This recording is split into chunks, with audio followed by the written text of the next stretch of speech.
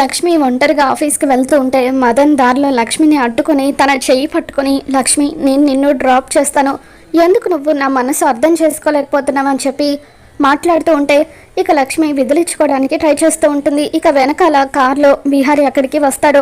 మదన్ లక్ష్మి చెయ్యి పట్టుకోవడం చూసిన విహారీ కోపంగా మదన్ చేతిని విసిరి కొడతాడు. తర్వాత మదన్ అక్కడి నుండి వెళ్ళిపోయినట్టుగా నటిస్తూ చాటుగా ఉండి విహారీ లక్ష్మి మాటలు వింటూ ఉంటాడు.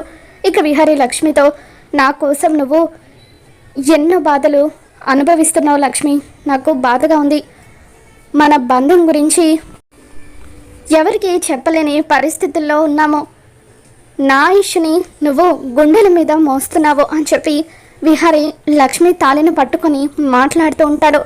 ఇకప్పుడు లక్ష్మి, మన బంధం గురించి తెలియడం వల్ల లేనిపోని సమస్యలు వస్తాయి విహారీ గారు, అందుకే ఈ బంధం గురించి ఎవరికి తెలియకూడదని అనుకుంటున్నాను అని చెప్పి అలా విహారీతో మాట్లాడుతూ ఉంటుంది. ఇక ఇదంతా కూడా దొంగచాటుగా మదన్ వినేస్తూ ఉంటాడు.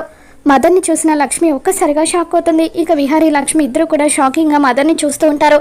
తర్వాత మదన్ ఇంటికి వచ్చి తన లగేజ్ అంతా కూడా ప్యాక్ చేసుకుని సహస్ర అంటూ గట్టిగా అరుస్తూ ఉంటాడు. సహస్ర అక్కడికి వచ్చిన తర్వాత నేను అమెరికాకి వెళ్ళిపోదాం అనుకుంటున్నానని చెప్పి అంటుంటే, ఏంటి సడన్గా అని సహస్ర అడుగుతుంది.